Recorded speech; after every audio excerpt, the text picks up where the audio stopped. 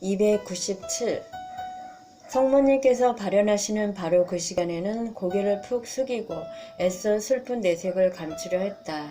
게다가 취재를 해간 경우 책이거나 필름이거나 간에 많은 경우가 목격 중인 자신들이 말한 것과 다르게 씻는다고 했다. 이런 모든 이유 때문에 좀 전에 일이 벌어졌던 것이었다. 슈베 신부는 그녀에게 말하기를 내가 그녀와 이야기하고 싶어 하는 것은 그녀와 친구가 되고 싶은 것 뿐이라고 했다. 신부의 말을 확인시키기 위해 나는 나의 이야기를 우선 그녀에게 들려주었다. 그리고 이곳에 온 것도 기자로서가 아니라 순례자의 입장에서 온 것이라며 말을 마쳤다. 내 말을 다 듣고 난 그녀가 웃음을 터뜨리며 내게 손을 내밀었다. 물론 나는 행복하게 그 손과 악수했다. 나는 그녀가 살아온 것에 대한 일반적인 질문들로 시작했다. 어디에서 살았으며 어디에 다녀왔는지 등을 물었다. 그리고 책을 쓰려고 그런 것들을 묻고 있는 것이 아니라는 점을 강조했다. 나는 그냥 당신을 알고 싶은 것 뿐입니다. 사람의 됨됨이 같은 건 말이죠. 예전의 당신과 지금의 당신이 어떻게 달라졌는지 그런 것에 관심이 있습니다. 목격 증인으로 생활하는 것이 당신을 얼마나 바꿔 놓았는지 그런 것 말입니다. 이제 그녀는 완전히 마음을 열고 있었다. 그리고 내가 묻는 것 이상으로 많은 이야기를 해주었다. 그녀는 앨범을 가져다가 사진을 또 보여주었다. 2년 전쯤 찍은 스냅 사진이 눈에 띄었다. 머리를 짧게 깎은 모습이었다. 지금은 긴 머리를 하고 있는 그녀를 보면서 내가 말했다. 나는 당신이 긴 머리가 더 좋아요. 그것 말고는 별로 달라진 게 없는 것 같군요. 많은 일이 있었을 텐데 말입니다. 이제 21살이 되었는데도 당신은 예전 모습 그대로군요. 슈베 신부를 통해 내 말을 전해들은 그녀의 얼굴이 환하게 빛나더니 결혼할 거라는 이야기를 내게 해주었다. 그 사실은 친한 친구 몇 명만 알고 있는 비밀이라고 했다. 그러나 그 말을 듣는 순간 메주구리의 사람들 모두가 그 결혼에 대해 알고 있겠구나 하는 생각이 들었다. 그렇지만 하고 내가 미소를 지었다. 다른 사람들처럼 그런 질문은 않겠습니다. 언제 결혼하십니까? 나는 다만 축하드린다는 말만 전하고 싶습니다. 메주고리의 이야기를 계속하는 동안 인터뷰라기보다는 친한 친구 사이의 대화처럼 되어버렸다. 그때 내가 또 물었다. 결혼하면 어디에서 신혼살림을 시작하십니까? 여기 모스타에? 아니요, 우리는 둘 다 메주고리에서 살고 싶어 한답니다. 그녀의 대답에 약간은 걱정스러운 듯한 기미가 엿보였다. 근데 사실은 어찌해야 할지 모르겠어요. 그녀는 슈베 신부가 통역하는 동안 내 눈을 빤히 들여다보았다. 그녀는 내 마음을 알고 싶은 눈치였다. 우리는 어느새 눈으로 대화를 통할 수 있는 사이가 되었다. 그녀가 가슴에 품고 있던 말을 문득 꺼내놓았다. 메주고리에서 조용하고도 아름다운 결혼 생활을 누릴 수 있을는지 그게 걱정이랍니다. 나는 고개를 가로저으며 슬픈 표정을 지었다. 아니요, 이방카, 난 그렇게 생각하지 않아요. 사람들은 절대로 당신을 혼자 내버려 두지 않을 겁니다. 사람들은 계속해서 당신을 보고 싶어 할 것이고 또 결혼까지 하게 되면 더욱더 몰려들 겁니다. 그녀가 손을 내주었다. 나는 어찌해야 할지 모르겠어요. 나는 손을 내밀어 그녀의 팔에 얹었다. 지난 여러 해 동안 당신은 성모님께 의존해 왔습니다. 그분께서 당신을 찾아와 이 길로 당신을 인도했죠. 그리고 당신의 결혼을 축복해 주셨습니다. 물론 그분은 당신이 결혼하지 않은 채로 신앙생활을 할 것을 더 원하셨지만 당신이 결혼하기를 원하는 걸 아시고 당신의 결정대로 하라고 하셨죠. 그리고 당신이 무엇을 택하던지 간에 그분은 당신이 하는 일을 축복해 주셨습니다. 내가 잠시 말을 끊었다. 이방카, 앞으로도 그분은 당신이 하는 일을 돌보아 주시고 축복하실 겁니다. 슈베 신부의 통역을 듣는 그녀의 얼굴에 묘한 표정이 스쳐갔다. 마치 그래요? 당신 말이 옳아요. 라고 말하는 듯 했다. 순간 내 머리를 스치는 생각이 있었다. 수년간 매일같이 성모님을 모신 사람 앞에서 내가 무슨 말을 하고 있는지. 그렇지만 나는 진심으로 그녀의 걱정을 덜어주고 싶었을 뿐이었다. 슈베신부의 통역이 끝나자 우리는 다 함께 웃음을 터뜨렸다. 역할이 뒤바뀐 상황에 재미있었다. 나는 슈베신부에게 부탁했다. 내가 왜 그런 건방진 말을 했는지 나 자신도 잘 모른다고 전해주십시오. 신부는 여전히 웃으며 대답했다. 괜찮소이다. 그녀에게 꼭 필요한 말이었습니다. 한바탕 웃고 나자 우리는 더욱 친해졌다. 신부가 저녁 먹을 시간이 되었다고 말해주기 전까지는 우리는 쉴 새 없이 이야기를 나누고 있었다. 집을 나서려 하자 이방카가 나를 감싸 안아 주었다. 메주구리에서 봅시다. 내가 그녀에게 작별 인사를 했다. 네, 만나뵙기를 기다리겠습니다. 그녀가 손을 저으며 말했다. 신부와 작별 인사를 나누기는 더 힘들었다. 우리는 모스타의 조용한 식당을 찾아 멋진 이야기들로 꾸며진 기나긴 저녁 식사를 했다. 자정이 되어서야 겨우 헤어질 수 있었다.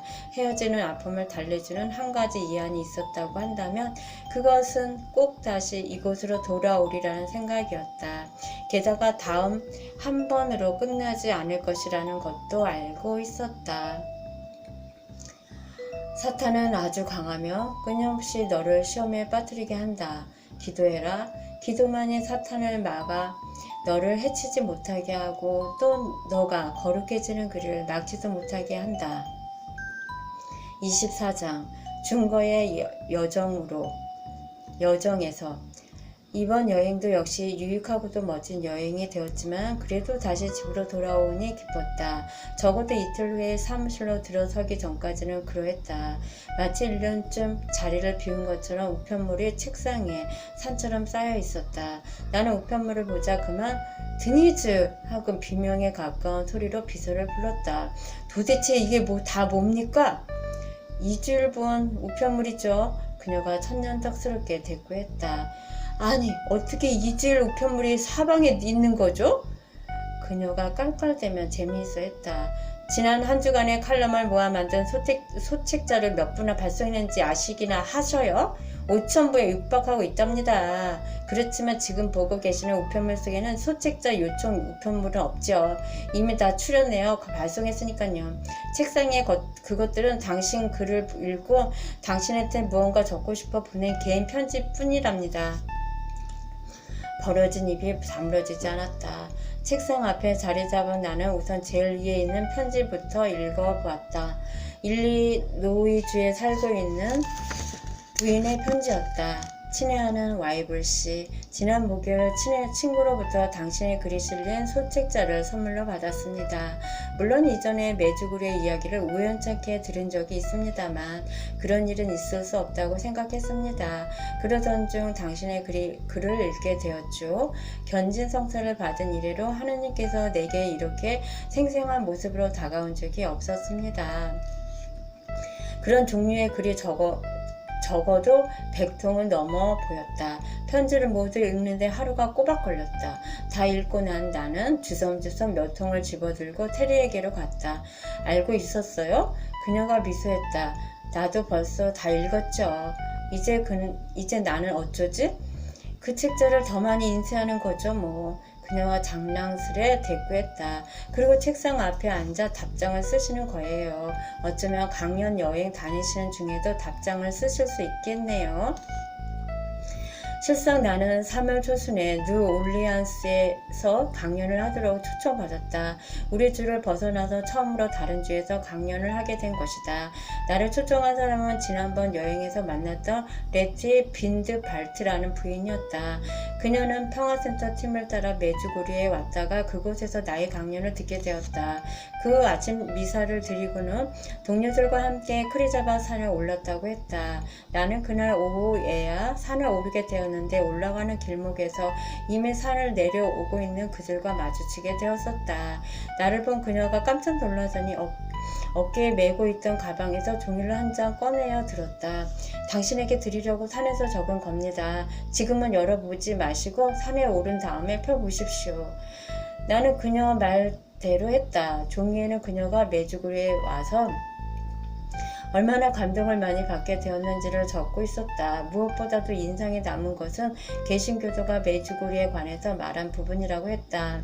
나는 카톨릭 신앙을 사랑합니다. 그녀는 이렇게 적고 있었다. 그렇지만 이곳의 메시지를 개신교도에게도 전하겠다는 강한 충동을 느꼈습니다. 당신의 말을 듣기 전에는 어디서부터 어떻게 시작해야 할지 알 수가 없었지만 지금은 할 수 있을 것 같군요. 짧은 메모였지만 내게 힘이 되는 글이었다. 나는 그 쪽지를 소중히 간직했다. 후에 그녀가 내게 편지를 보내왔고 나는 가까운 장래에 그곳에 가서 강연하는 데에 찬성한다는 답장을 보냈다. 그러자 얼마 안 되어 그녀에게서 전화가 왔다. 이렇게 빨리 연락하시게 될 줄은 나도 몰랐습니다. 그녀가 수학의 저쪽에서 말했다. 그런데 당신의 책자를 읽은 사람들이 하루빨리 당신을 모셔다가 직접 이야기를 들어보자고 성화랍니다. 나는 좋다고 했다. 그리고는 이번 여행이 남캐롤라이나를 떠나서 처음 있는 연설이라고 덧붙였다. 사실상 나는 우리 집에서 강연 때문에 60마일밖에 나가본 적은 없었다. 더 잘 되었네요. 그녀가 대답했다.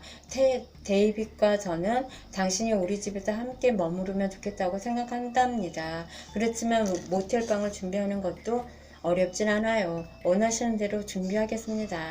나도 당신 가족과 함께 지내고 싶군요. 대답을 해놓고도 나는 깜짝 놀랐다. 일반적으로 나는 모텔을 선호하는 편이었다. 그렇지만 이번은 달랐다. 나처럼 메주고리를 사랑하는 사람과 함께 지내고 싶었다. 북아메리카의 도시 중에서 메주고리에 제일 관심이 많은 도시는 뉴올리언스라고 말할 수 있었다. 물론 그들이 열심인 이유는 알 수 없지만 그들이 제일 열심이라는 증거는 몇 가지 있었다. 그중 눈에 보이는 것이 그들이 주문하는 내 책자의 부스였다. 물론 이 일의 시작은 테리 콜라 프란체스코와 피터 크렐이었다. 나는 테리에게 전화 이야기와 초청 강연을 수락한 이야기를 했다. 오 맙소사, 내가 이럴 줄 알았어요.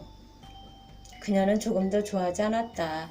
강연 날짜를 말하자 그녀는 더욱 불쾌한 내색을 했다. 여보, 도리스 결혼이잖아요. 난 텍사스에 가야 한다고요. 당신한테도 미리 말했었는데.